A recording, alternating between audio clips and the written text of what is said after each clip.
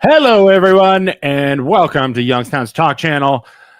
We're live downtown Youngstown in Youngstown Studio. It's the MLO Bros. It's Joe from Youngstown Studio. We're hanging out. We got a bunch of different topics to talk about today. I'm going to argue with Joe about real estate fees and how he doesn't know what he's talking about because he's dumb, because he's a big dummy. Joe's a big dummy. Joe's a big dummy head. And Luke, what else you want to talk about today? We're going to talk about Youngstown. Oh, Penguin City. They're screwing with Penguin City and Derek McDowell. I know. The people that freaking started that side of Youngstown. We got some topics to cover, but you can call it. Number to call is 330-555-1600. They're also signing. They're signing around town. So it's funny. Katrona has this bill going through about the taxes with these to save the boomers from paying taxes, like it's a tax thing. And the boomers are still pushing for no taxes on property, like property taxes.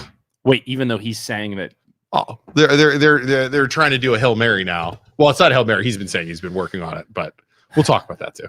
Okay, I don't understand if Katrona's pushing for it and they're saying it's not enough. So the property tax, everybody's upset about property taxes. Okay, and there is a bill going through that they're getting on the ballot for fall that is going to say constitutional amendment, so they can't change it because we learned about that before. Oh yeah, totally eliminates property tax, but it doesn't like totally eliminate all the taxes because people are still going to they're going to create it with the taxes for other things, because like the government always does. They're going to figure a way around it. Yeah. However, they are signing all over in places in Boardman and stuff today because they need like so many signatures in each county or something like that to get this on the ballot. And if it gets on the ballot, Joe, you think it'll pass? Maybe we got to. Yeah, probably. Dude, everybody's so bitter. I'll vote for it. You know why I'll vote for it? Anarchy. Yeah, that's why I'll vote just for it. Chaos. Just chaos. Chaos. I want chaos. I want chaos. Not even chaos. I just government want to give to know. the government less power and know that we're in control. Yep. Yeah. And I honestly think you chop them down and just say deal with it and figure out how to make it work by just having less money, and I'm saving more than good. Right. And that's remember what we want. That's the direction. Remember we had Katrona on. He was like, "Oh, we've been working on these bills. We've been working on these bills and these bills, trying to get stuff through." So they have a bill that is being brought up now that is going to reduce property taxes by 50% for seniors. Yeah. So they're trying to get stuff done in time. Right. It's too late. The wheels are in motion. Well, thank you everybody for tuning in. If you haven't already, go down below, give us a thumbs up, give us a like, give us a follow, and thank you for being here. Like I said before, you can call in, we can talk. So, can me and Joe argue? Luke, you can go on your phone and twiddle your thumbs. I'm going to manage this. I'm going to manage this discussion. I'm going to manage this as much as I can between you two. Yeah, and he's an agent. So for those that don't know, I'm a real estate agent. I'm a loan officer. Luke is too with MLO Bros. That's what we stand for. We do both those things. Joe the other day brought up arguing about real estate commissions. This was during a podcast. The other day, and I was like, "Let's do it. I'll talk about it. I'll happily inform." Because you and Helen were talking about. Yeah. So, okay. Go ahead. Let me set this up. Go ahead. Okay. So Joe, we're going to start with Joe first because Isaac, once he starts talking, he's never going to stop. So Joe, what are your problems with real estate commission? So the argument, the debate was the erosion of value from an asset that's a house. You can put on a spreadsheet and say, like, from a consumer's end, they buy a thing and you've got property taxes, you've got interest on the mortgage, and then you've got the realtor's fees that come out of the value when someone goes and buys a house. Okay. That's your argument? No, I don't have an argument one way or another. Joe. Is it a large portion? Let me ask you a question. Of the devaluation of someone else's asset. Joe, let me ask you. So how is it a devaluation if you're paying for a service? You're paying for a service. Well, yeah, right. And this is going to be 2-on-1, isn't it? Just let me. Joe, go ahead. You've obviously defended this a million times. So I want to hear, let's share yours first, and then I'll come at you. Joe, let me just ask you a question. Yes. Is 0% too much? 0% too much? Yeah. No. Then don't hire a realtor. You don't have to pay. You don't have to do it. You don't have to pay for our services. That's argument number one. Okay. You don't want to. You don't have to. right? Hold on. We have You don't have Okay, to. so It's not mandatory. Hold on. Okay. Don't get entrenched yet. No. Okay. All right. So the trade of value, right? Okay. So obviously, realtors do things, right? They do paperwork. They show houses, they market, they promote, they make the process easier, and they fetch You're just defending me. Thank you. A larger value than you could get on your own, right? So that's in a package. That's what the benefits of having a realtor would be. Did I miss anything? First things first. Yes. First things first. What I think this is a good learning experience for everybody at home. Everything in real estate, buying, selling, everything is negotiable. So there is no set number you have to pay. As a buyer, as a seller, everything is negotiable. You can negotiate. You want to list your house, you can negotiate 1%, 2%, 3%, 4%, 5%, 6%, whatever industry standard. I think 5.5% is industry standard right now for if you list a house. Now, Joe is saying that the seller, right, pays too much of your asset. Right, you pay too much. If the industry standard is 5.5% or 6%. Now let's just say 6%, so it's even. A portion of that, as a seller, you are paying your listing agent, and a portion of that you are paying the buyer's agent. Or when you list it up on the market, a percent of that 6 goes to attract other agents to show your property. That's how it works. But just so you know, you do not have to pay. You can negotiate. If you think agents aren't worth 6%, don't pay them that. Say, hey, listing agent, I'm only paying you. I'm gonna turn this off. Sorry. I'm only paying you 3%. And the buyer's agent, I don't care. I'm not going to pay them. Okay, Mr. Like I have a client right now. Okay, Mr. Client or Mrs. Client, you don't want to do that? Cool. I'll take my 3%. I'll list it as I do, and we'll see what happens. But by doing that, you're greatly kneecapping yourself and hindering yourself, because then other agents aren't, if you're not offering a buyer's agency commission or 3% or whatever it is to make agents show your property, they're not going to show it. So that's the same thing as just like, hey, I'm listing my property. I'm going to put it on Zillow and for sale by owner and not pay an agent because it's too much. Let me ask you, do you think, see, I find fault in that, even as a realtor. Agents aren't going to show a house, or buyers aren't going to find a way to see a house. So if I have a listing, if I'm listing Joe's house and he doesn't want to, like I have one right now. So what do you do?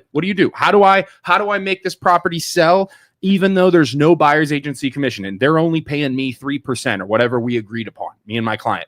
So I list it. I have open houses. I use my platform to sell the property. I put it on everything Canfield, everything Poland, everything Youngstown. I hold open houses. I try and get it as much exposure as possible, all while simultaneously telling the client, hey, this is an industry standard what you're doing, and you're not exposing your property to its maximum potential, because agents are going to be reluctant to show it. So, all right. So so everything that you do to show a house, let's just say you take the aggregate of what as a buyer's agent or a seller or as a listing agent? As a seller, listing agent. Okay. So let's just take in the aggregate what it takes to sell a house, what it takes to list it on the platform. And you're like, I usually have about 60 hours of time into this. Okay. So you calculate out and say, I got a flat rate to sell. I'm not done yet. Sorry. I'm just saying, yeah. So like, let's just say that's $4,000. So you flat rate it, no matter what the house is, it's $4,000. Okay. And then I'm really good at fetching a high price, negotiating it. So 50% of anything above what your asking price is, cut the listing agent. Wouldn't that be an incentive to hit all properties with the same vigor because it's flat rated? The percentage is what I have a problem with. Yeah. There's like 4 industries that do that, and it's unfair at a certain level to the consumer or the asset holder. You can charge a flat rate. You can actually charge. You can actually do that, Joe. Yeah. I forget what it's called, but there is actually a commission structure where you write it up where you take a certain amount above. You can do whatever you want. Yeah, Joe. you can do that. You have power. Yeah. So why, I just think why it's is an- the I think it's percentage just- the standard though? Like, why is it because consumers just don't know they can negotiate that? I don't think consumers know, and I think Yeah, I the don't think so. consumers should, and the average everyday customer should try, and they should grill their agent more and say, hey, what are my options here with commission? And you can do you can write it up however you want. You can be a flat rate. You can do a percent over a certain number to try and incentivize me to sell it more. You can do whatever you want. Yeah. But the thing that happens is, and I will agree that the average real estate agent, right? The average real estate agent in America closes 4 transactions because the barrier to entry to become an agent is too easy. And then once you get in, that doesn't necessarily mean you're going to succeed as an agent. So I closed in my first year, closed 27 transactions. That's pretty damn good, right? The average if the average agent only closes 4 deals, I got in my first year and closed 27. That's awesome. I deserve 6%. I'll say it right here, right now. I deserve this or 3%, and then list because I've proven myself worthy of that 3%. But if you go out as a consumer and you go out and you hire your mom's best friend who only sells 2 deals per year or 2 houses per year, you're doing yourself a disservice, and you're hurting yourself by paying your mom's friend 2 or 3% when they only do 2 transactions per year. If you only fix 2 computers in a year, you know what I mean? Like, how bad would you be at fixing computers? How about this stat? In 2024, approximately 71% of active real estate agents in the United States did not close a single home sale. There you go. So, all right, let's talk about like the, 200,000 plus houses. Yeah. So let's just say you take on a $500,000 house to sell. Yeah. And the commission, you said it was about 3% on a $500,000 house for the listing agent. It would be 3% to the buyer. But then you got to remember the broker takes the so buyer what broker. would that be? Out of the 3% on a $300,000 house is $10K. Okay. Right. So then, unless the agent's capped, which means that they've sold a lot of real estate in that year, they're depending on the brokerage, Howard Hanna's 50-50. So 50% of that 3% goes to the agent, 50% goes to Howard Hanna. EXP, where I work, is 80-20. 80% goes to me, 20% goes to the brokerage until I make them $16K in the year, and then I cap, as it's called, and then I make 100% for the rest of that year.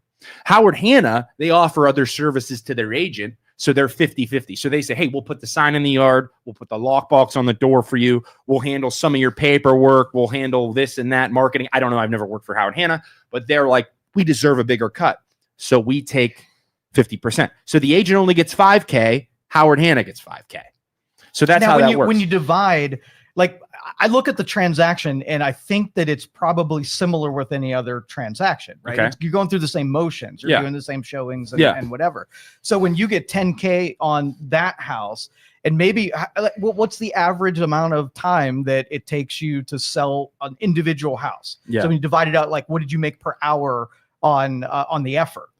When you think of, like, this is any business. Like, are you going to get mad? And I know the argument you're trying to make, like, what's my hourly rate on how much money I make for the hours of work I put in? There's some going to be ease and some of there's going to be really hard. Right, correct. And I'm assuming I might show one client, easy one offset some of the ones where you put a ton of effort into. And whatever, it's easier to break it down. It's easier to break it down as a buyer's agent, right? So, like, I might show one client 1 million houses, drive all over Youngstown, and they don't buy a house.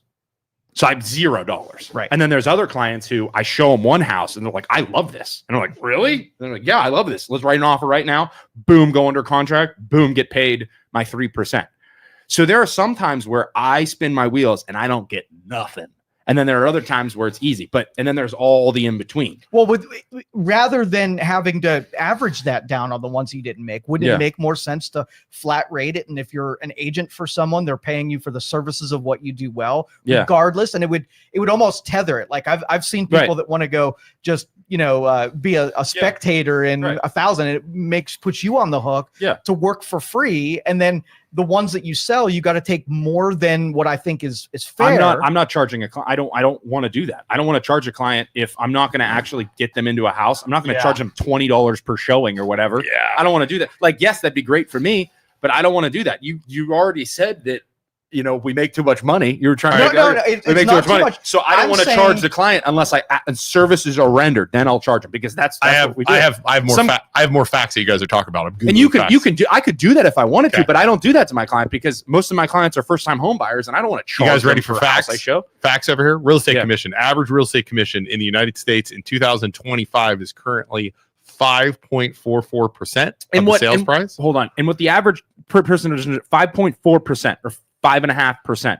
So some are low. Half of that goes to the buyer's agent. Half of that goes to the seller's agent. I'm not making, if I list your house and I say 6%, I'm not making that full 6%. Mm-hmm. That's what people think. Oh, 6%. You're making off of 300,000, you're making 20K or whatever that math is. No, it's not all going to me. It breaks down much, much more than that. And I'm only making a small percentage of that. Listing broker and listing agent receive 3.14% of that. Yep. Okay. Buyer's agent, buyer broker split 2.73% of that. Interesting. Sellers make more. The listing agent makes more, which is funny. Realtors, on average, spend 30 to 50 hours per single home sales transaction. Pre-listing, buyer prep 10 to 15, showing and focusing tours 5 to 15. That one I'd argue. Offer negotiations 5 to 10, under contract 10 to 15, closing prep 3 to 5. Note is if a client is picky, unresponsive, deal gets messy, right? 60 to 70 hours a deal. Yeah. All right. So on the upper end homes, the 200,000 and above, because I think on the low end homes, realtors get jacked. I don't think they make enough money to be able to sell those houses. I think the demand. And I'm going to be honest with you, the lower end houses are more of a headache and more of a pain in the ass across the board, and that includes for real estate and mortgage for financing. Yeah.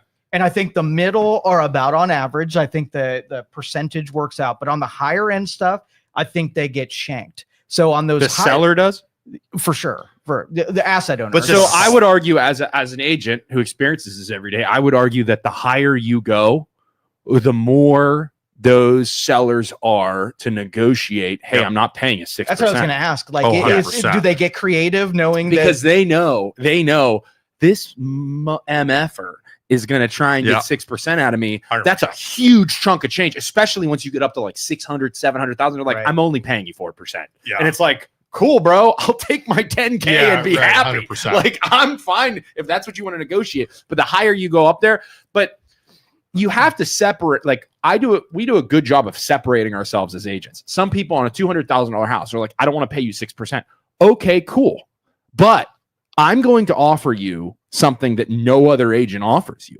I have exposure in all of my Facebook groups, on my podcast. I'll talk about your listing I have everything Austintown. I'm the only agent. Me and Luke are the only agents allowed to list your house. And we just got into an argument with an agent this morning in everything Austintown. There's 18,000 people in that group. I have a listing in Austintown. I am the only agent allowed to post your listing in Austintown. That is a huge group of people in that group that will see your listing in Austintown that no other agent has access to. Well, I deserve. And you got to remember too, there are agents in there that see our new listings too. Yeah. And then other agents get pissed. Hey, why aren't you letting me post? Because it's my group. I made it. It's a private group, and I'm the only one allowed to advertise in it. And that is why my customers pay me my percentage, because I have something totally unique and totally different that you don't have. And we don't let for sale by owners post in there. No, and for sale by owners, no. Only my clients get access to advertise in those groups. That is something. So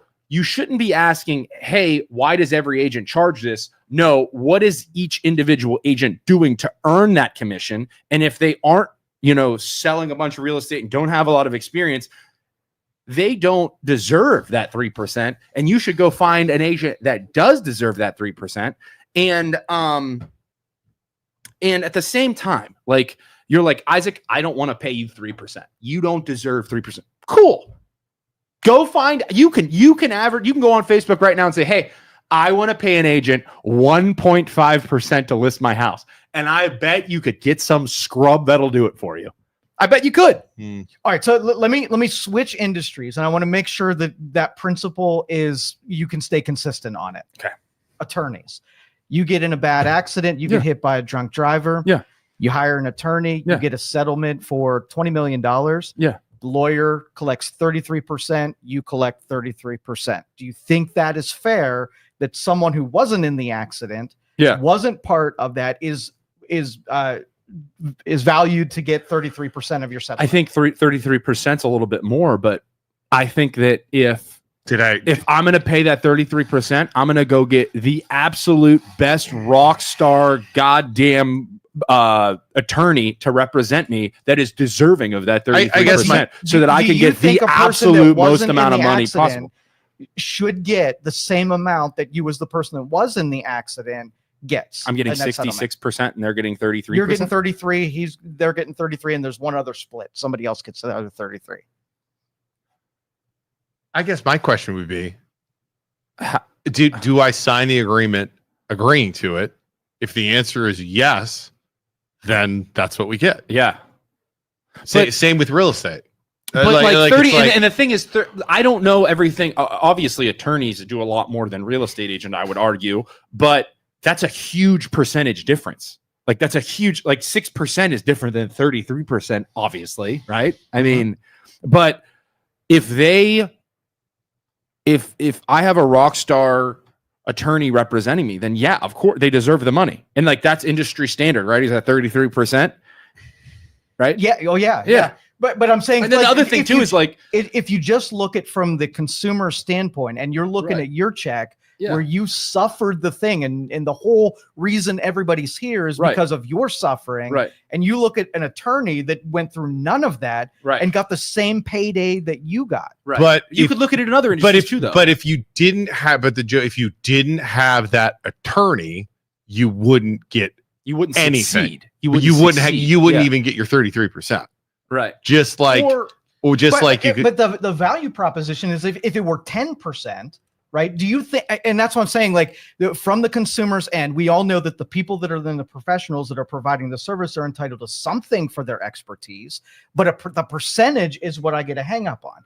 So the third industry, and we'll come back to real estate. Yeah. So when you do a wire transfer, it's 2% of the wire transfer, right? You're paying for a service, right? So which you can't do. If you wire $1,000, it's 2%, and if you wire $10 million, it's 2%. Now, there was no more technical difference between wiring one and wiring the other, but one costs the consumer considerably more than the lesser value. And it was only because it was this bulk of money, and the vultures saw a payday inside that. There's a difference between that. That's different. Wiring money, comparing that to a service you're receiving, is different. It's to illustrate, though, that it's the same mechanical function. It's not, though, because there's more involved. Yeah, there's more involved, because when you're wiring a money, you are getting the same service for a different price. I mean, you're getting the same exact service for this different price. Exactly. Because with real estate, with a real estate, you're going to get more. The average person, depending on your agent you're using, every agent is going to have a different amount of how much they're putting into your property. Or the lawyer, you could get more money. So the wire transfer, you're going to get the same service no matter what. Okay, so if you compare two things, have you taken two effort, like you invested the effort into selling home A, and the same amount of effort, and this one you made a bunch of money on, and this one you made barely any? But that's different, because on a bigger house, you're gonna get more photography. You're gonna get.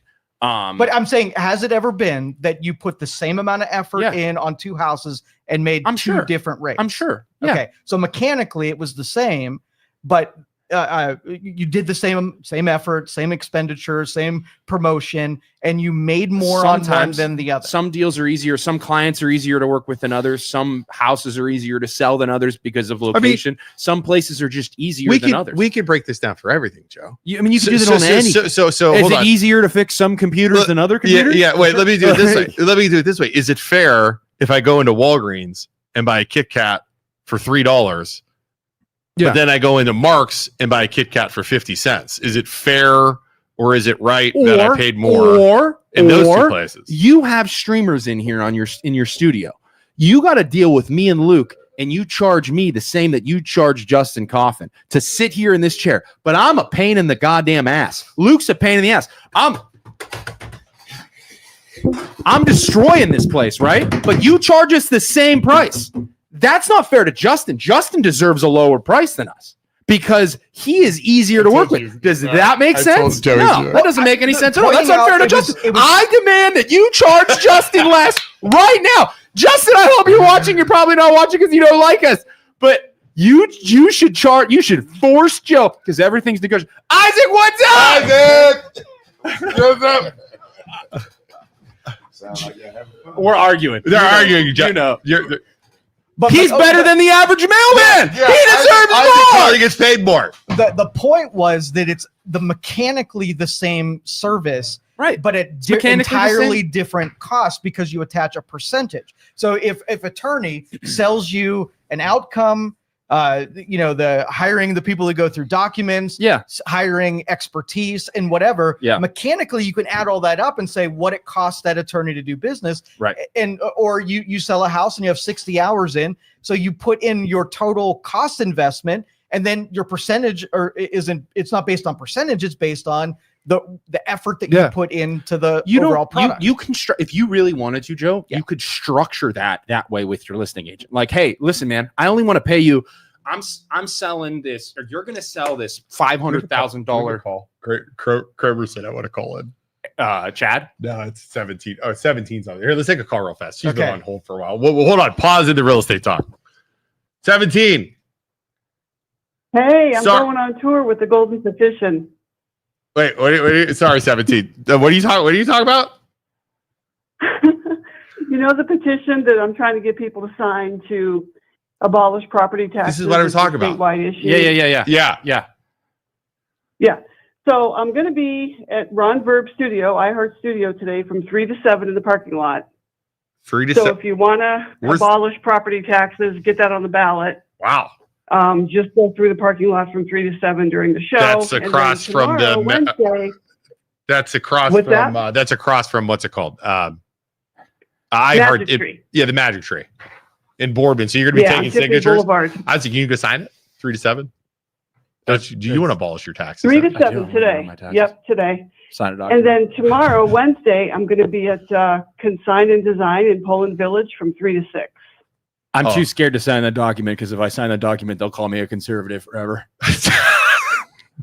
No one's going to know if you sign it. I won't tell anybody. I'll tell you what. Get labeled. Poland's a great place to go have people sign that because every boomer in Poland will go sign that document. And then next week, I'm going to try to be at Sparkle in Cornersburg and Sparkle at Western Reserve. Okay. But I don't have those days or times yet, so I'll have to call Have back. you heard? Are people signing it yet? I mean, is this your first run? Has anybody signed anywhere else? Have you heard anything? Yeah, I mean, in 2 days, I got 25 signatures. That's why I want to go public. Okay. I think I need to go on tour with it. You know? Did you talk to freaking Verb? I bet his listeners are all calling and they're all signing it. Yeah, I talked to him yesterday in the 3 o'clock hour, and he said, tomorrow that I would be there. Oh, she's going to have and for people to come by and sign. So, and I'll have a radio in the parking lot so we could listen to the show while we're signing. Let us know how it goes. I'm curious to see how many signatures. Yeah, message me how many signatures you get tonight, would you? I'd be curious. Yeah, we'll see. It'll be interesting. And then, like I said, I'll be in Poland Village tomorrow, so that'll be another 3 hours, and that'll be convenient for people who live in Poland. I want to see if this passes. Because what do they need? Like, it's like 200,000 signatures in like 44 counties or something like that. Well, there's 88 counties in Ohio, and we need 10%. Okay, so you have to be a registered voter first of all to sign. Right. And so we need 10% of the last gubernatorial race, however many people, voted in that. Yep. Gubernatorial. So I don't know what that is. I'm just out there trying to get as many as I can. Yeah, I get it. Okay. Wow. All right. Well, message me tonight. Let me know how many you get. I'm curious. Okay, I will. All right. Thank you, 17. All right. I'll say bye. Isn't that from Deadpool? Gubernatorial. Doesn't he say that? Hold on. Back to there's a comment, though, that's good from an agent. I was at a listing appointment with someone last week, and a listing appointment means you're going to a seller's house and you're going to meet with them and discuss your services and try and win them over to let you, as the listing agent, sell their house. And the seller told me she met with 2 agents prior to me. First agent was at 7.75%, which is absurd. 2% to the buyer's agent. That means that listing agent would offer the buyer, or the seller would offer the buyer 2%, and the 5.75% would go to the listing agent. That's ridiculous. We got to raise our prices. I know our prices. Goodness gracious. The other agent was at 8%, 3% to the buyer's agent, and that means 5% to the listing agent. Both had admin fees of $500. That means an additional $500 on top of that 5% would go to the listing agent or higher. One had a marketing charge in addition. While my appointment wasn't to compete with anyone, it was simply to be interviewed and see if I would be a good fit. She shared with me that these things, and I thought I would share. If you get into a situation like that as a seller, you have to shop. Like, you have to talk to other people. 7.5. That's ridiculous. Like, I am at, you know what I bet this is? I will tell you right now, what I like to do is I like to do 6%. And because, like it showed in those statistics, and because listing agents do it to me all the time, 3.5% to me as the buyer's or as the listing agent, and 2.5% to the, and then, but you can negotiate if you really wanted to. And you say, Isaac, I don't like that you're making more than the buyer that I'm bringing in. I want you to make 3%, and I want them to make 3%. Sure, Mr. Seller, I'll give them 3%. Isaac, I only want to pay you 5%, or I only want to pay you a flat fee. I will negotiate with you. Like, if that's what you want to do, we'll negotiate. But everything is negotiable. And you as a seller have to, just like anything, just like you're buying a freaking car, negotiate. 7.5. Make sure that you're not getting boned and shop around. 7. Right, so let me share your raw thoughts on this. If I came to you and said, Isaac, I want you to sell my house. Yeah. I would like to flat rate it, 15,000 for the sale, and anything over this amount, I'm going to split with you. That is cool. What is that? And the other thing too is the other thing too is if it's too much, like if you are gonna be a boomer, right? You're gonna be a crazy boomer, and you're gonna say, Isaac, I have this $1 million property, and I only want you to make $5,000. I'll be like, okay, cool, and they're just gonna leave, because it's like, listen, all this work involved in doing all, like, I'll go find $100,000 house and I'll sell it and I'll make the same amount. Like, I don't have to work with bad clients if I don't want to. Like, if you are going to beat the shit out of me in order for me to make my money, I'll go work with somebody who's a good client that deserves my attention and my work. So yeah, I will negotiate. We can wheel and deal and do the dance and everything, but I'm worth what I'm paid. So to an extent, I will negotiate with you, but at the same time, I want good clients just as bad as you want a good agent. So would you entertain that offer? You said what? 15K to sell it, and then 50% split anything over my asking on price. What's the asking price? Just under 500,000. 15K I'd have to to me, or 15K to me and 15K. That's what I want my cost to be. You want it to be 15K. So 7.5 to me, 7.5 to the buyer's agent. And then anything over asking price, you said what? I get 50% split. I don't think that's a bad deal. I would run some comps to see how much the house is selling for. Yeah. And the other thing too is you gotta realize. So you want to hear a it's called a net commission bonus. Remember that from our test? Net commission. Yeah. It is like you can negotiate anything. Like I'm willing to entertain anything, and then I'll run the numbers and I'll see if it's fair. If not, I'll be like, hey Joe, how about instead we do 20 instead of 15K, we do 20K. Net commission bonus. 10K to me, 10K to the buyer's agency, 10K to me, the selling agency or listing agency. Motivate motivate the to get more. But the problem is we would have to negotiate on what the list price is. If you're trying to sell your house at $500K and it's worth 420, boomer, and you're trying to say, no, it's worth 500K. Comps are saying it's worth 420, sir. Well, I just want to list it up there and see what happens. That is a waste of my time. If you're trying to sell your house for $500,000 and it's worth 400, we are wasting everyone's time. Well, and this is going to be a situation where I'm going to list this house and I'm not going to get any attention and it's not going to sell. And you're just going to just wait it out. Like, well, the asking price on my spreadsheet would be fair market value. So it wouldn't be on the high side. It wouldn't be on the low side. It would be either what I have invested or I think that's totally fair. Okay. Yeah, I think that's totally fair. So if that were the case where it was at the level that it should be. And you can negotiate, everybody can do that, if you really want to.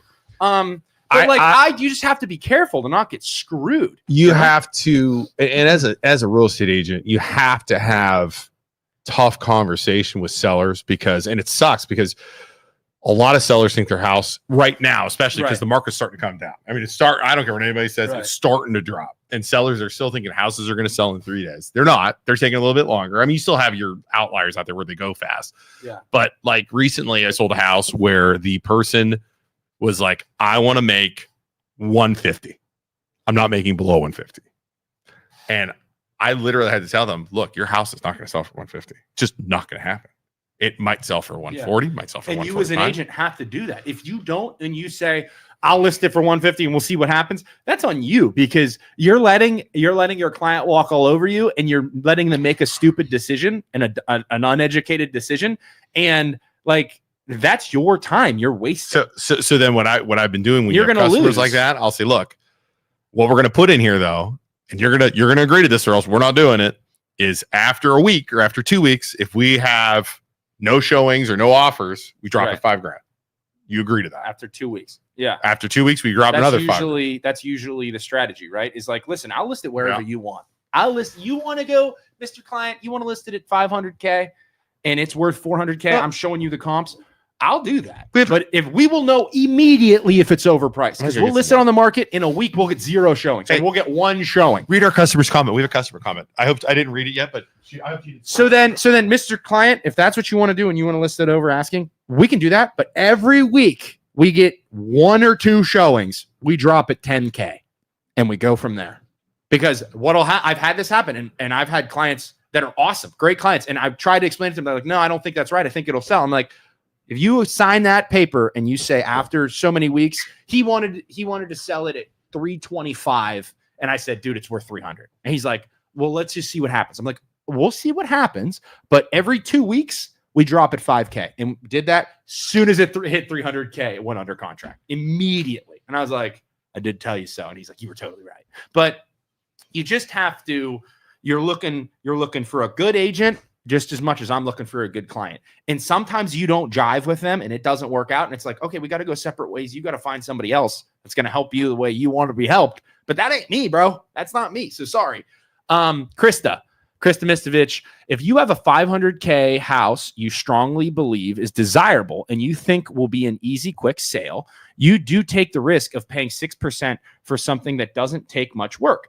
It is hard to determine the level of work that will be needed. I love Isaac and Luke, and they will definitely go to bat for you and earn their worth. But no matter what, no one can predict how much work will be needed to put a price on it. Well, the other thing too is a good agent is going to get you exposure. Like for sale by owner, if you want to list the house and if you do the research and you realize you're in a good area, your house is better than the average house. And I mean, it's clean, it's nice, everything. You post it on Facebook, hope for the best. You might get somebody. If you're in a good area and your house is beautiful, you might get your I want 600K, you get 600, that might happen. But if you use an agent, you put it on the MLS, your agent has a good exposure and they know a lot of people. And, like us, we're going to put it in everything Austin Town. We're going to put it in all these different groups. We're going to get the maximum amount of eyes on it. You might get 625. You might get more. It might go for more than what you're thinking, but you just don't know because you don't have the experience. You're not in it every single day. Yeah, but you run that risk on both sides. Don't think that I want to deprive agents of making a good rate. Yeah. I think most of them deserve it. And there are situations where I think that the percentage is too oppressive to someone who's holding an asset. Right. And like I said, people come to that asset and take a portion of it bigger than the homeowner is worth. 'Cause think about, how long did it take that homeowner to get 10% of appreciation? They sat on that asset for 20 years. Yeah. And now they watch somebody swoop in, do 2 weeks worth of work, and all of a sudden make just as much on it as they did, having to wait for that, doing the maintenance and whatever. And I will say, like I said before, reiterate the fact. I tell everybody, don't use the average agent makes 6%, which is still wrong because 3% goes to the buyer's agent, 3% goes to the listing agent. So they really it's split typically. They're only making 3%. But don't hire the average agent. Like we said, the average agent only sells 4 houses per. Right. So if you're going to pay that 3%, swing for the freaking fences and get the best realtor, the best person you can possibly find. If you're going to pay that no matter what, get the service best cost, damn get the best person. Okay. Yeah. And it's like if you're going to have brain surgeons across America and they all charge 6%, you're going to want to get I don't want the public defender brain surgeon at all. You don't want the guy who's a damn scrub and just got his license charging you 6%. Like, no, bro, I'm going to go to the rock star wearing a goddamn Rolex and driving a Bugatti. Like, that's the brain surgeon I want working on me. Now, question, with AI, do you foresee any of the stuff that we're talking about being displaced by what AI all of can my do? listing descriptions are written with AI. Every single one of them. How about the procedural things? Could any of this stuff not need a human sometime in the future? I think 100%. A lot of the stuff that we do, I think all of the big time agents that have a crap load of assistants doing all their paperwork, all of those assistants disappear. Just disappear. I'll tell you what, the more I use, you and I talked about this last week, the more I use ChatGPT, it's great in certain situations, but it sucks in fine-tuned details, right? Like over time, it should get better. Oh, I think so. But writing out the court case that I'm working on against West Branch, where I'm trying to get that video. Yeah.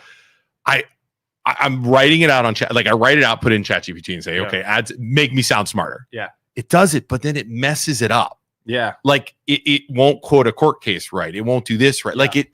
And so then it can fill in forms. So I'm trying to have it go ahead. So I'm trying to have it fill in real estate forms, just for fun. I do this for fun to see how smart it is. And it doesn't do it right. It's not there yet. Does that make sense? But in the future, so let's just say I go to Zillow because I know that's your favorite. It's fine. And I just click the little box that says I want to sell my house.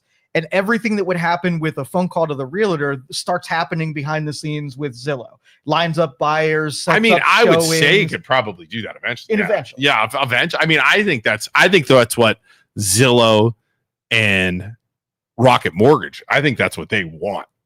Rocket Mortgage and Zillow. What drives me crazy, you want to talk about the bearer of bad news. I know there's real estate agents watching this right now, and I know real estate agents pay for leads through Zillow. Mm-hmm. They pay for leads through realtor.com. I know a lot of them have relationships with Rocket because Rocket will send them deals, and then they send them mortgage stuff. You are feeding the beast that is going to trying to destroy us, right? Because Zillow has their own real estate company. They are going to try and eliminate realtors, but again, it's they're on the teat of Zillow right now, and they can't get off. I refuse to pay realtor.com a penny for leads, which is why we do all of our Facebook stuff ourselves. And once they figure it out, and I mean, think about how many Rocket Mortgage, the advertising, they get so many customers, and it is always a nightmare. I have so many customers calling me. I just got one last week. They went to Rocket.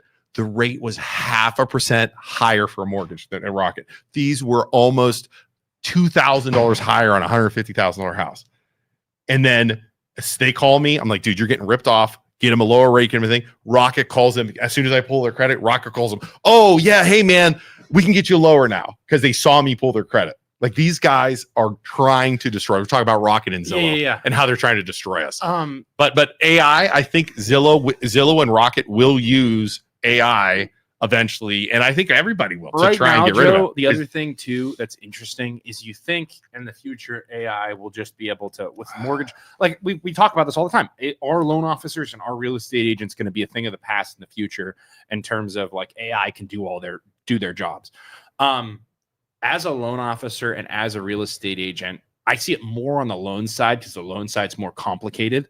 But as the professional, I am asking the clients more questions and then getting their reaction to then line them up with a loan product. Then they're asking me questions or telling me, hey, I want this. What do you think about this? What do you think about this? So it's like the AI would have to interact with the client in a human way that then weighs what their wants and their likes and dislikes and weigh it in a way that's human so that you can put them in the correct product. Like, I think you're still 25 years out at least. Yeah. You know? And there's going to be a portion of it that the human element when you're going to see a house, Right. but there's stuff that you absolutely could see technology doing instead of.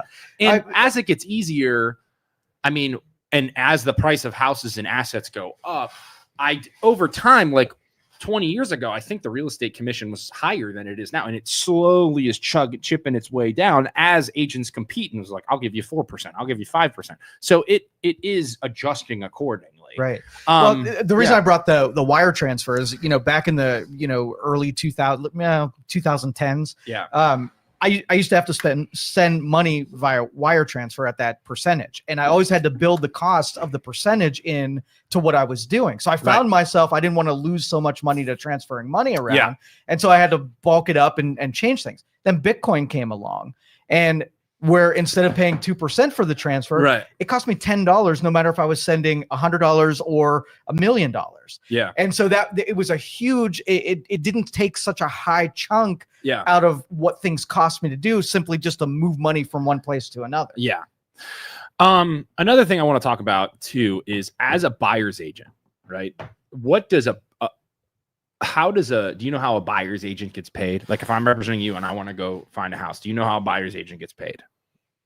Go ahead, tell me. So as we've talked about, the seller, it's still industry standard.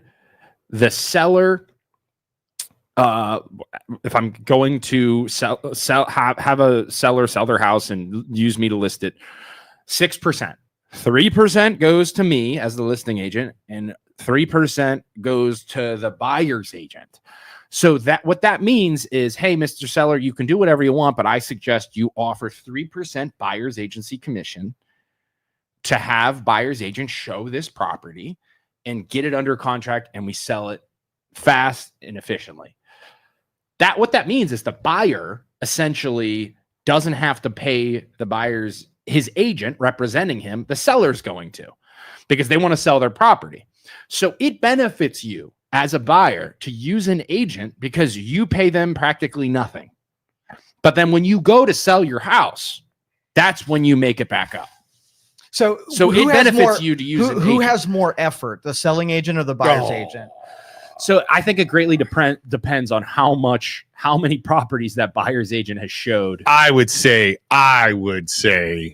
buyer's agent a majority of the time. Yeah, all agents want to be listing agents because you sit in a house. You do not have to drive all over God's green acres trying to sell this person. I mean, I had a buyer that I showed like 30 properties to, and then I referred it to. I'm not gonna lie, I got so tired of showing properties, I referred it to O'Keel and O'Keel. Yeah, like for a fee, I referred to it. Because what happens, Joe, is you'll get some clients are like, hey, I want to see this house. You show them that house. They're like, it has a pool. I do not want a pool. Yeah. It has this in the basement. It's an unfinished basement. I don't like that. Moving forward, let's avoid those things. Cool. Next house they send you. They then a week later send you a house, has a pool, has an unfinished basement. And you're like, Mr. Client, last week we saw this house. You didn't like it. You said pool's a no-no, unfinished basement's a no-no. Yeah, but I don't care. I want to see this house. Okay. You gave me those red flags and you said, stay away from them. Why are we seeing this house? I'm like, well, you're my agent. Show me the house. Okay. But you told me last week that you don't like these things. So you still want to show the house? Yes. We get to the property and they say, I can't do it. I don't like the pool. I'm going to freaking pull my hair out, Mr. Client. You told me you didn't like pools. we're wasting time seeing houses with pools if you don't like pools. So then you get to a point where it's back and forth. It's like, Mr. Client, I don't think I can help you. I'm not wasting my time if you're going to make me show you houses that you don't like just because you want to see them. So if you took the total effort invested, what would be the percentage split between buyer and seller? Who has more what's effort? Fair? Yeah. Like would you say buyer deserves a little bit more, buyer agents, builders? Yeah. So I think it just depends on each deal's different, but I would say probably buyer's agent does more. But what happens all the time, and it's so frustrating, is the listing agent talks to their client. They convince their client, I'm going to make 4%. We're going to do 6%. You're going to pay 6%, Mr. Client. I'm going to make 4%. And the buyer's agent's going to make 2%. And they're like, okay, cool. Yeah, you're the professional. You do whatever you want. So then I'm showing my client properties, and you're only offering me as a buyer's agent 2% on this property. And I can't prove it, but I got an assumption you're making more than 2%. So the powerful listing agents are then able to make, because the big names that get lots and lots of listings are able to demand that 4%, and then they won't give an even split to the buyer's agent. So then what happens is over time, I want to, if you're going to do that to me, yeah, I'm going to do that to you in the future. And I'm going to convince my sellers that I'm going to put 2% on the buyer's agent, and I'm going to list your house for 4 or whatever, 3.5, 2.5, whatever. So it gets frustrating because then the buyer's agent is making less than the listing agent every single time, and it's not fair. It's not fair, even though they do more work. But because of the market right now, there's not a lot of listings, so they can do that.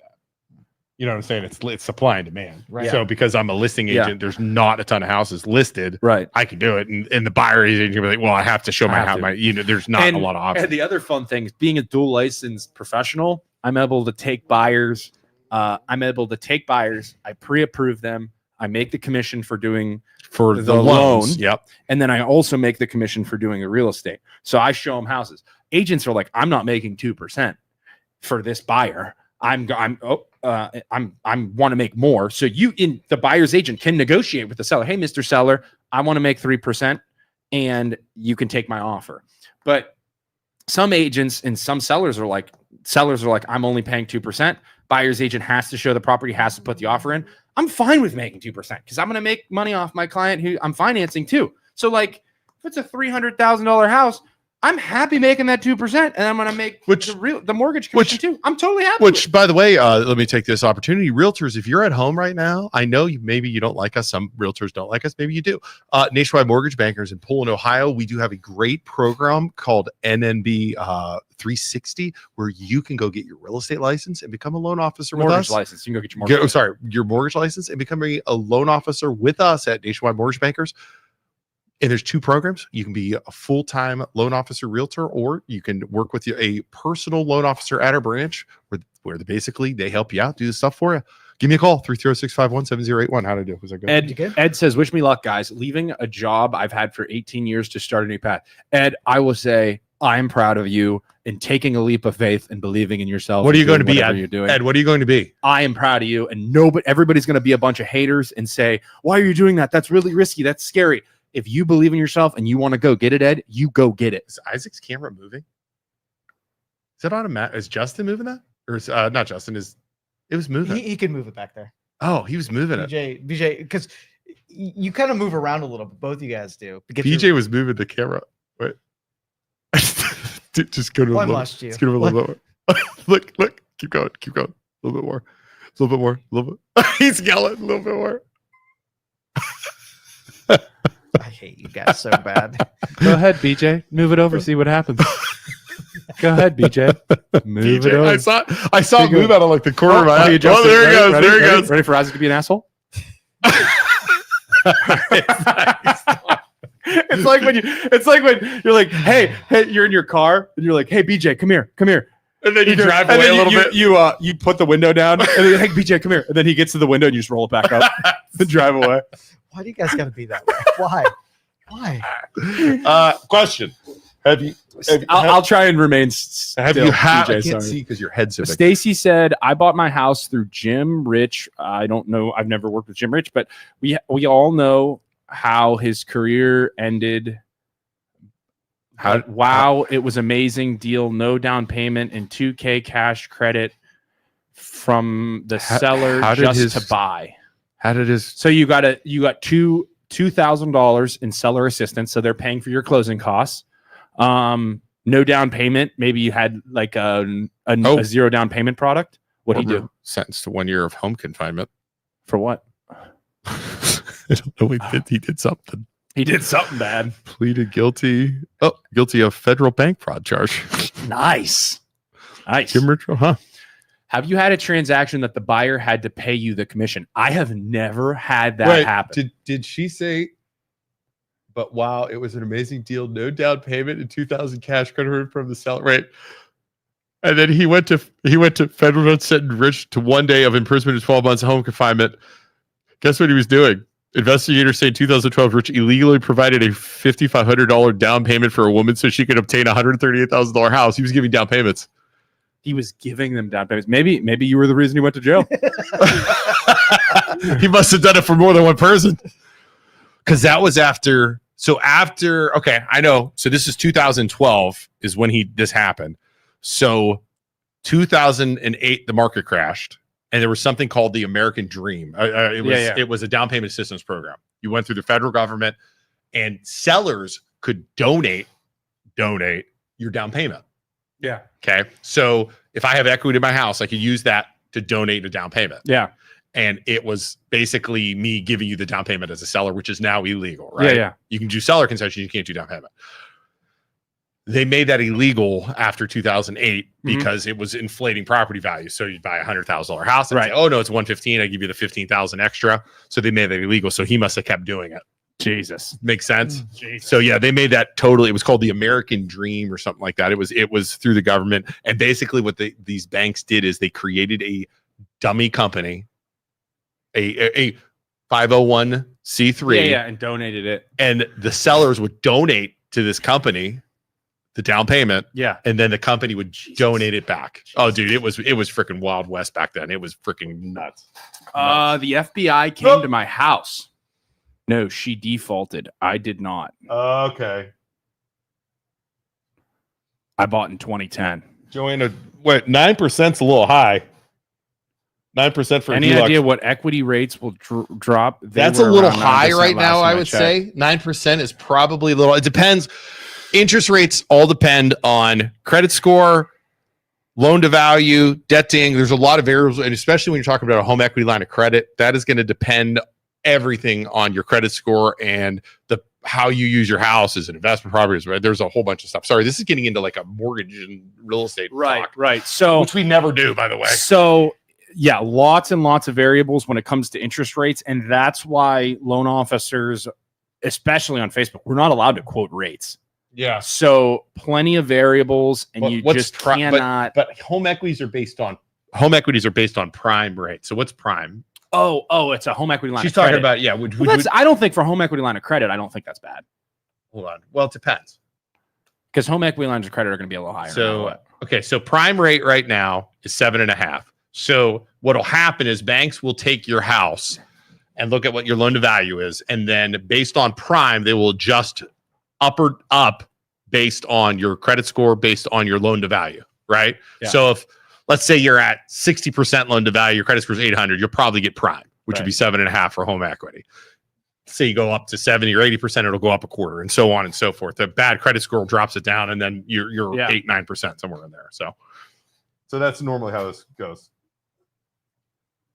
Prime is so prime is 7.5 if you're looking perfect right now. We're turning into like a mortgage show today, mortgage real estate show. Well, that was good because I mean that was a good discussion to have. I don't think many people realize that you can negotiate that. And no, everything is negotiable. That's what you have. Say hi to everybody. Did I say hi? Hi. When are you going live on the air with your own podcast? What are you good at? What am I good at? Here, talk to me. What are you going to talk? When are you going to put her on the show, Joe? I'm good at nervous rambling. Good. Joe's good at that too. Joe's good at that too. Nervous rambling. I'm sarcastic. fantastic. Yep. So I think I do well. I watch Kill Tony. I like the podcast. Oh, hell yeah. So. Yeah. I don't know what that is. Kill Tony? You don't know what Kill Tony might- is? What? You do podcasts, Only the you most don't know successful roast Kill show. Tony?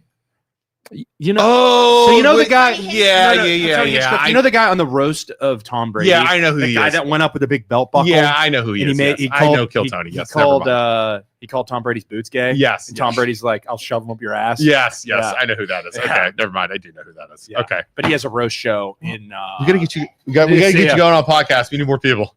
Just let me know so I can do my hair and makeup. Talk Got to it. him. Talk Got to it. Joe. We don't have that kind of power.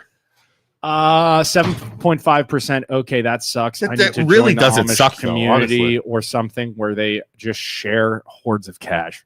I mean, 7.5 though. Like Right now for mortgage rates. it's really not that bad. historically speaking, you guys all understand. Don't be a damn boomer and say historically speaking rates are low. Stop. You want to talk about something? Stop saying that. Stop saying that rates are low compared to the 70s when rates were 18%. You could buy a house for the same price as a goddamn minivan in the 70s. 18% on 40K is a lot more, is way less damaging than 7.5% on Joe, in the 1980, average home price, which is 1980, $450,000. First off, I want to correct you. It Oh was, my in God. I hate 1980, when old people say in that. 1980, it was 21%. I want to correct you on that. Okay, 21% on the cheaper. price It's of a cheaper. house. Dude, That's $40,000. Three times. It's a third. Of Third. A third. Okay. A third. It's a Okay. third of it. Oh my God. It's a third of it. Okay. I mean, a third is cheaper than 21. It makes me discount. so angry. It should make you angry because Okay. it's cheaper. Here's all you have to do. Just Google. Okay. What was the average income when those interest rates were 21%? What was the average- what was the average inflation income? and everything? What you was can't- the you average- can't take the average what income was the because average inflation income? has gone up. You What got to was- take way more. what than was just the average I'm not doing income? that. I'm not doing that because it's not a fair No, comparison. it is a fair comparison. Because everything It's costs 100%. less. What was how much were eggs? Everything costs less. Okay. The average income. As his big brother, if you want, I could make him snap and throw something out your window. I'm just telling See, you right. the problem is he knows. Right now, The I can make him average throw something out income- your window. I'm just telling you right now. Okay, let me make my point. The average income Okay. during that time was what? Okay, hold on. What was it? Average Income in what year, whatever year you put in there, when the interest rate was 20%. 1980. Oh, for the love of God. Average income. Okay, That's right. I'm looking. What was it? I'm looking. I'm also going to follow that up with my own question because I know where you're getting at, and What was it? I'm looking. Did you chat GPT it? You chat I'm GPT sorry. everything else. Okay, write this down first because it jumped. What? Average dozen eggs was 84 cents. You're going to need that in the future when we keep going down this road right now. Just put my question into your phone. Average income in that year. Okay. Why are you so angry? Did you have a lot of coffee? What was it? Average Boomer? household income was 17,000. 17,000. Yep. What was the average home price? Average. And what year was that? 1980? 1980 home price. And 1980 was what? It's running. It's thinking. God, you're so impatient. What was it? 76,000. Wait. No. Average sales price of a new home was 76. Median sales price was 64. The median Average home value was what? 40,000. Okay. Okay. I love that we're on the math segment. Now do 2020. Are these numbers correct or are you screwing with me? No, they're Well, I 100% say right. he's Okay. right. Could you write down the egg prices? It doesn't. That's not what I'm doing right now. Can you tell me in the interest rate was what? Average. And the interest rate was what? 21%. 21%. Who's that guy? Security. Okay. What was the average monthly payment back then? Can you do that? Average mortgage monthly payment. Average mortgage payment back. And mortgage 1980. terms were shorter in the 80s. Yeah, right? because they didn't have Fannie and Freddie back then yet. I don't think. So I don't think 20 they were years, doing. maybe? I don't think they were doing 30 back then. 603. So No, they're saying there's lots of that's on 13% though, because 21 was just a high. Okay. So in 2025, I guess, Okay. 2025, what's the average income? Average income. Oh, I know. average home value, right? Yeah. What is it? Average house payment. We'll just do all three of those at once. See if we can do that. All right, this is good. This is good, everybody. Okay. What was it? Okay, hold on. Would you just stop saying that? Okay. 75,000 average income. Okay. How do I do this math, Joe? Median home price is 403,000. I think it's higher than that now. I think it's like reported March 2005. National Association of Realtors. 2025? 2025, sorry. 403,000. Okay. So if you divide 403 divided by 75,000, 5.37. Am I doing this math correctly? Are you trying to figure out like what the spread is? Yeah. Hold on.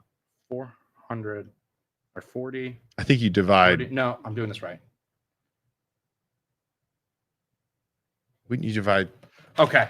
Here's the thing. Here's the thing that's different between then and now. Your yearly income, compared to your house back then, after 2.35 years of your yearly income, you could pay off your house. Right? Gotcha. So you made your income compared to your house. You're saying was much higher. So you're saying your income could go farther to help you pay down your house. Well, that's a known fact right now that housing values are too high right now. It's way higher. It's 5 years, 5 times. It's double what it was before. $75,000 to pay off a $403,000 house is way tougher. Now, the other thing you have to keep in mind, the interest rate on $40,000 isn't going to affect the monthly payment as much as the interest rate on a $403,000 house. It's going to be crushing. So those people that say, I remember when interest rates were this high or whatever, the monthly payment from a 7% interest rate on $403,000 is like $4,000, which last time I checked, $75,000 isn't enough to pay, is not $4,000 a month. You can't afford the average house in America compared to then. You could. All right. It's you're so much tougher. So ChatGPT, it did exactly what you did. It had the same numbers. So key takeaways. ChatGPT just basically said what you did. In 1980, homes were very much cheaper relative to your income. Yeah. In 2025, price of a car now. Prices have far outpaced income growth. Mortgage rates were brutal in 1980, 13 to 18%, while 2025 are much lower, but still high historically.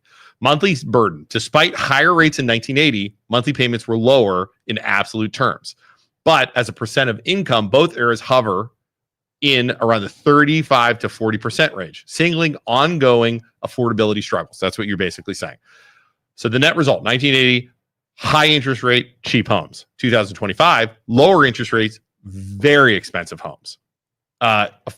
Affordability remains a problem in both, but for very different reasons. This is good. So 1980, the interest rate killer. Homes were cheap relative to your income, but mortgage rates were sky high, often 13 to 21%. That meant monthly payments were crushing even on modest homes. Buyers could afford the sticker price, but not the monthly cost. Examples, a $65,000 house at 14% had payments of around $600 to $700 a month. Brutal when you're making $1,400 to $1,500 a month. Yeah. The price inflation trap, 2025. Interest rates are lower, 6.8 to 7.5%, but homes are insanely high, often 5 times or more your average income, which is what you said. Right. Down payments, taxes, insurance are massive barriers right now. Even if the rates are lower, the loan sizes are so big, monthly payments are still over $2,000 to $2,500. We're seeing all of this. I mean, this is all facts, by the way. Now the issue isn't just payment; it's saving $60,000 just to get in the game when you try and put 5% down on outvalued houses. Why both eras struggle? 80% or 1980 interest rates was a problem. 2025 home price inflation is a problem. In both cases, housing eats up too much of the people's income. just through the different mechanisms. That is really cool, dude. That is freaking crazy cool. So the other thing is, if the average monthly payment, so the percentage of your monthly income being taken up, if the average payment was $600 in the 80s, and it's close. and your income was $1,416, that's a little under 50%. Now it's your average income is $6,250 per month, and your monthly payment is $4,000. That's a bigger chunk. That's over 50%. You can't afford a house now compared to then you could. Well, $4,000 payment. That's a real high. So payment. you got a $403,000 house on 7.25%. Google what the average monthly payment is then? I mean, it's going to be of 2025. What's the average monthly payment? Well, how much of a loan? $403,000.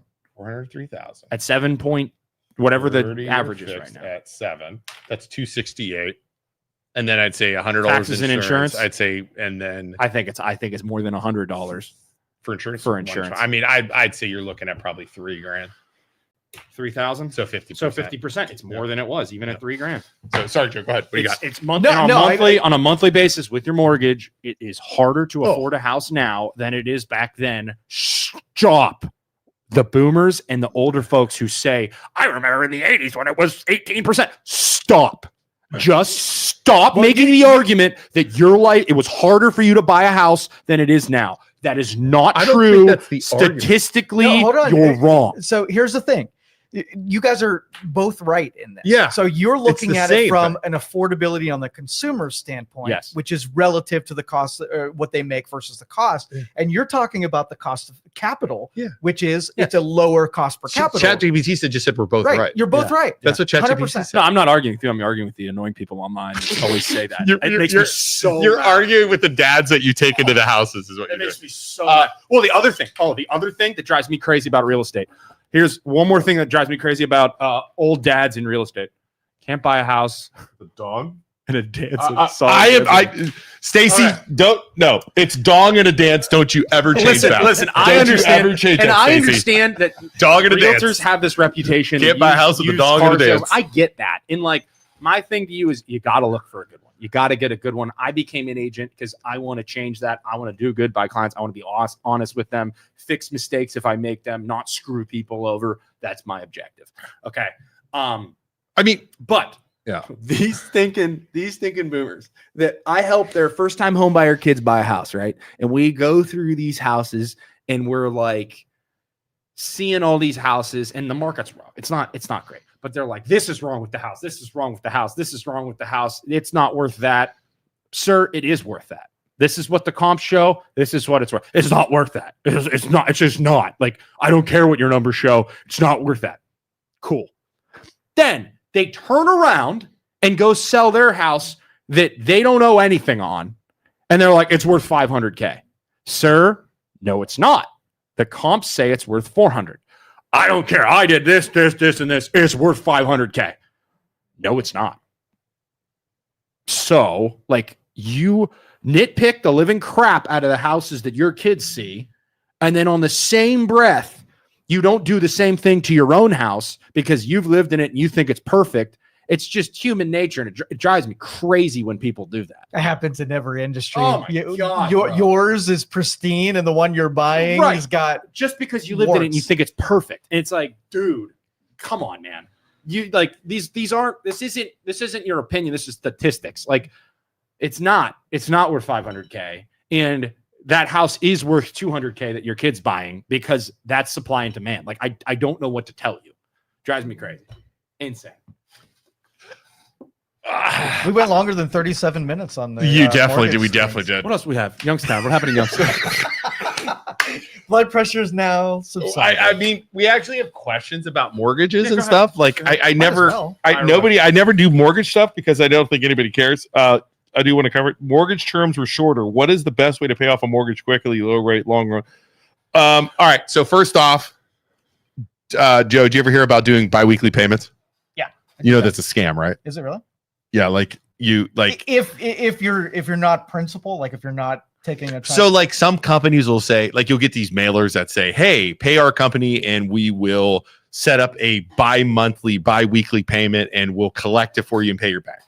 And you have to pay them extra. Like, you ever see, it's like a scam. Oh, I didn't see that one. You can do it yourself. Yeah. Right. Yeah. Very specifically, though, instead, if you just make the payment, they'll just put you further ahead on the payment schedule. Yes. Versus making a principal payment will save you interest over right. the summer. And like, some people will say, well, I'm going to pay half my payment on the 1st and half my payment on the 15th. And that extra, that little bit I pay, if I do this, my interest won't build. That's not true. No, you ever hear? They'll just pay ahead on that. Yeah, exactly. They don't get that. Or so all you're doing is when you pay on the 1st, like, you pay every 15 days. All you do is end up making an extra payment and a half in a year.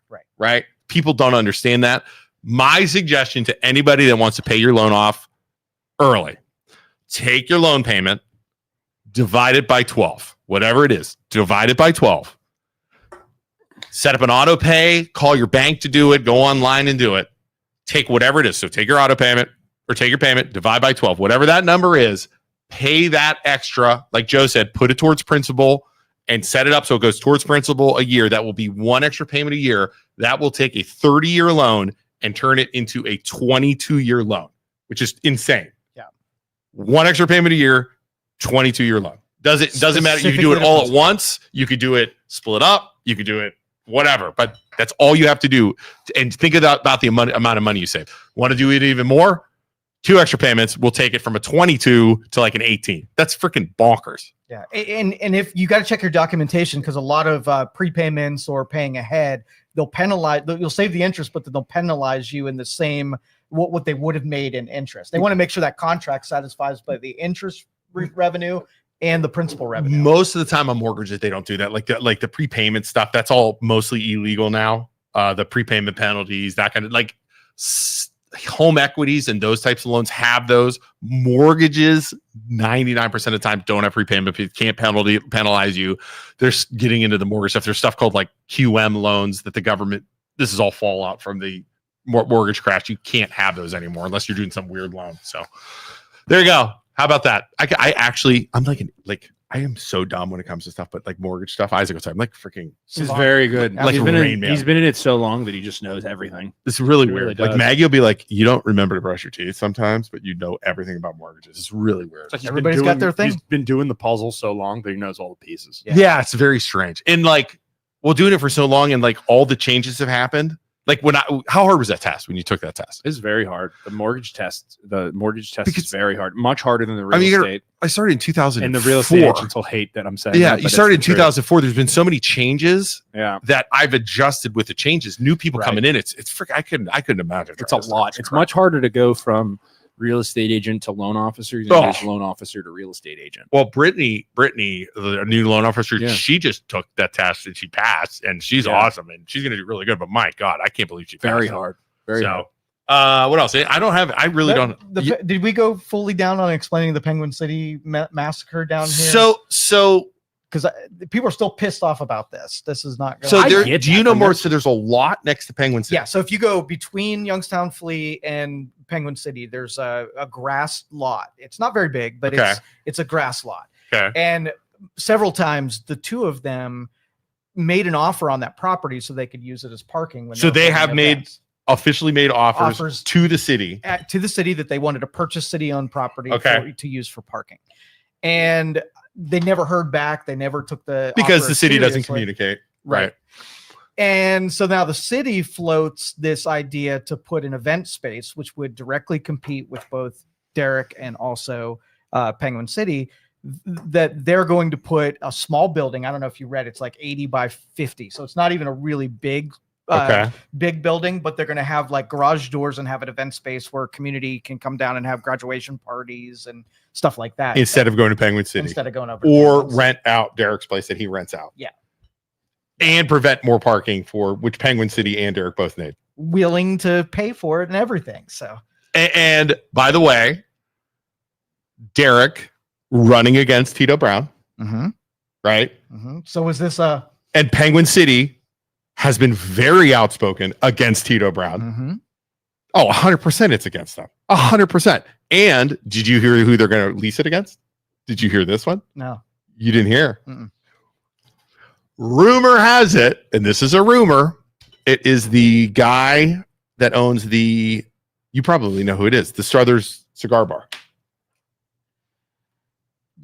Dave and Mark. That's the rumors. Again, Really? Rumors. Guess who hangs out in the Struthers Cigar Bar all the time? Tito Brown. Tito Brown. So he's buddies with him. Okay. As always. Now, again, I appreciate those guys wanting to build and wanting to do that, but it's just so suspicious when you have Derek and you have Penguin City who have been speaking out against the mayor.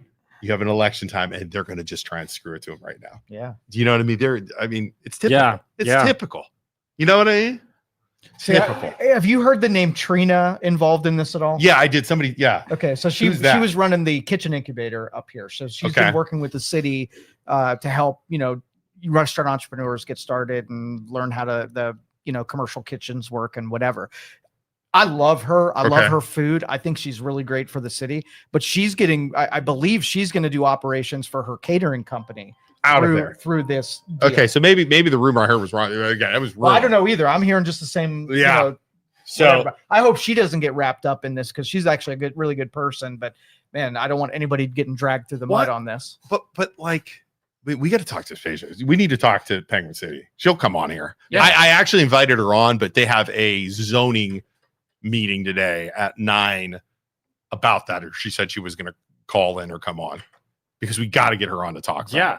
But just because, why do they got to be like this? Why do they have to be like this? City schools as well. She works at Youngstown City Schools as well. Like, why do they have to be like this? I hate it. Cigar smokers that live in Struthers. Those Joe, I'm surprised they haven't come after you because you've talked about the mayor.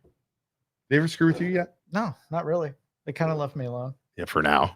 So you want to do something? Dude, don't even float that out there. I don't want any static. Just until you start hanging out with us all the time. They've never really said. Tito's never said anything about us. Yeah. If I was Youngstown, what I would do, just shut off the power in here every Tuesday and Friday. Wow, why do we get why do we like, oh my god, the city's like, oh my god, that's so weird. Why does that happen? Shutting the internet off in here Tuesdays and Thursdays. So wild. The power just gets shut off every Tuesday and Thursday at 9 a.m. Wouldn't the sale of the property need to be bid out since it's government owned? That's a good question too. And if they're going to sell it or lease it, doesn't it have to be discussed at like meetings and stuff like that? Yeah. So has it been discussed at any of the council meetings? So. No, I think this is rumored all around. So I don't think that anything's solid at this point, but it was rumored that was what the attention. So we're talking about rumors. Yes. So until we see anything, because there's got to be stages and stuff. So what they as business owners are arguing is that it's not fair because if you open another event center, it's just going to like create competition and bury us. Then the city is going to argue, no, this is a good thing. It's going to be our event center wing of Youngstown. You're going to drive more people down more. That would be my argument. Driving more people down there while also competitively forcing you to drop your prices and having. Well, I would say more event centers will lead to more people downtown, which would lead to more foot traffic, which would lead to more people in your building. But like just event centers isn't going to do it. Like, why don't you put? But it's not a very big thing. It's not. So yeah, why don't you put 4 or 5 restaurants in that lot next to? Or don't you just put parking? Because we need freaking parking. Yeah, but still, Penguin City hosts things like if you had an organization, they have their space open that's about the same size as these buildings are going to be, and that directly takes away from what Penguin City's doing. It would be almost like if the city opened Youngstown City Studio right across from in another suite down here. It's government funded. They're not worried about making money on it. I wonder how nice they'd be. I'd go. I wonder if they pay us. I'd go. I would. Tito, if you're listening, man, we are easily bought. Youngstown City Studio. They sound totally awesome. Youngstown City Studio. They get a guy to work in the back. He wears like instead of a fedora, he wears like instead of BJ. He wears like something else. Instead of BJ, his name's DJ. DJ. He has a goatee and he wears fedoras too. Mailman's name is Mike. Mike instead of they have some guy in there named Mook and Isaac. and they all look just like us except they have goatees and wear hats. Mook and Isaac. Well, Aspasia's point was there are a ton of things that are needed down here, and a competing one is the last on that list, to put another thing that we're already doing, where convenience store, grocery store, something that makes this sense. part of town needs. So I guess the argument again is, if you build it, there's more people going to come. You don't know. You don't know till you do it. Right? Yeah. Is it going to? So my question would be, not to play devil's advocate, what are they going to market to? What are they going to truly compete with Penguin City? Is it going to be the same kind of stuff? If it's a smaller building, is it going to be like wedding stuff? You know what I'm saying? Like, that's my questions, I guess. I'm going to say it over and over. What downtown needs is rooftop stuff. I agree with we that. Have a freaking skyline. Use it to your advantage. Make a rooftop bar. Make a rooftop restaurant. Make rooftop, like, I agree with that 100%. The only thing that Youngstown has that the suburbs don't have, use that to your advantage. Rooftop, whatever. I agree with Park. that. I agree. Store, use your skyline to your advantage, and they don't do it. It's so dumb. I agree with that 100%. Yeah, like a rooftop. Who owns? Does anybody own pool, rooftop, something? Who owns the rooftops? I guess, is there a rooftop you do it on? Like, I don't know. They're Investment old companies. Most of the buildings down here are managed by outside the state. Really? Like, yeah. So they don't want to do it then. Yeah. I think the only one, like the Western Reserve bought these buildings, 4 buildings down here. Is Octave Event Center on Phelps still there? What's Octave Event Center? I haven't heard of that. Octave Event Center. Yeah, I've not heard of that one. Octave Event Center? A bit of anxieties from this energy drink. Yeah, no kidding. You need to lay off that, bro. No, Joe gets me all worked up. You got yourself worked up. 34 North Phelps Street. Yeah, defended it is open nicely. there. You kept your composure. It was a good conversation. Yeah. No, just the freaking, I hear all the time the interest rates were higher back in the day. But you did hit my TV with an aluminum can. I will hold that. I will hold that against you forever. Damage it? I was looking. I'll look for scratches. Dude, we already have one TV out. You're good. Susie's? Yes, it's where Susie's was. Okay. I didn't know that was a thing. Yeah, something there. Okay. All right. So I'm going to be gone Friday. You guys are on your own. What are we going to do? What's our game plan for Friday? I'm gone. I'll be back Tuesday. I'll be back Tuesday, and then I'm gone for 2 days in a row in Canada. So you guys are on your own. It's going to be nice out there. Do you want to do man on the street interviews? Oh my God. Go interview people downtown. Can we do that? We'll do interviews. Yeah. Dude, we'll just go live. I'll do videography. You can talk. Dude, just go interview people on the street. We have BJ film it. Who's going to film it? Or no, you're going to film it. I could film it, or BJ can follow us around. Make BJ do something. No, I think BJ's fine. If he can BJ command, then I'll go interview people on the street. What should I dress as? Should I dress as something? Should I wear like a tuxedo or something? Suit and tie? I have a tuxedo shirt. Right, so we've done this a number of of times, and the people that you meet on these streets about this time, there's some unstable ones. So you got to kind of be careful a little bit about who you engage. There's some really super nice people, but there's some homelessness, and there's some little dude who's like Isaac. Yeah, Isaac's 6'3". There's no but if you antagonize a crazy person, it might go south. So I just want to let you know, I'm not don't gonna do anything. I'm not gonna like adult attack diapers. a homeless person. But if you wear adult diapers, excuse me, did this just turn into a hate crime? They're gonna clip that. Mook and Duke over the other studio wouldn't do that. Yeah, Tito's like, write that down. They said attack a homo on their podcast. So be provocative with whatever you wear, but don't go over. Oh, you're gonna get freaking assaulted by homeless people. We're gonna send. We need to assaulted. I'm gonna like keep filming, Joe. Keep filming. Keep filming. Send him right underneath the market. Trying to stab me.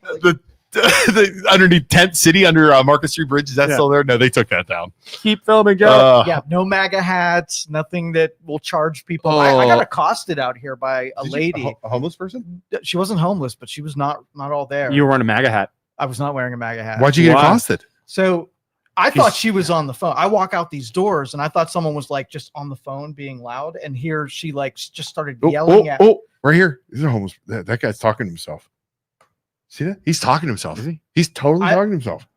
That guy just walked by talking to himself. Yeah. That's why I'm giving you this warning ahead of time. As those people. Go get a mic and go talk to him. No. Do not do right what now. Luke says. Okay. But anyway, so we'll do it Friday. Because I just kept walking, she started getting more irritated that I wasn't paying attention to her yelling at me because I thought she was on the phone. Yeah. And the whole time I'm walking to my car, she is just screaming at me. Whoa. No idea what it had to do with. Whoa! I can't wait. I'm gonna tune in. Back in the day when I lived down here, people would always ask for like money, right? Would you give money? No, I would ask them for $1 before they asked me. That's a checkmate right there. What would they do? They avoid you because What they'd would be they like, do? because Erie Terminal, he'd stand outside of Erie Terminal and he'd be like, "Hey, gotta get $1." So then over time, I just learned. I was like, "No, I don't have any money." I'd just be like, he'd come up to me and I'd be like, "Hey, can I have $1?" And he'd be like,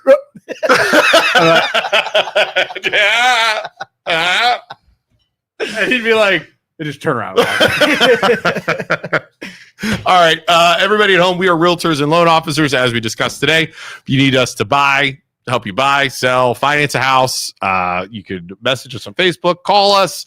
If you just have a general question on financing, I'd love to help you out. 330-651-7081. If you want to do a podcast. Has anybody taken you up on doing a podcast? Anybody call? Oh yeah, we get calls every week. Do you really? We do. As I said, is it from us? Are we good? Is it from us? We'll still negotiate. You're gonna grease my palm? Yeah. My palm or what? Yeah, I'm telling you. I what. guess Youngstown. I'll make a This is fair Youngstown. offer. Pay me. Youngstown City. Youngstown Want me City. to stay Studio, quiet? Youngstown City Studio sounds better every time. Yeah, we do this freaking yeah. podcast. Every time we get more people in here due to our sales. You call Joe. You could come in here and do a podcast about before you, or probably want to score here or get some experience before Youngstown City Studio opens up, and you can go work over there and they'll probably pay you better. Me, DJ, and his awesome fedora and goatee. talk to mailman Mike over there and Mook and Duke. It's gonna be great. Something's very wrong with us. Say goodbye. Goodbye. Thank you for listening to this show on Youngstown Studio. This is original Youngstown content. Feel free to share our videos and tell your friends about us.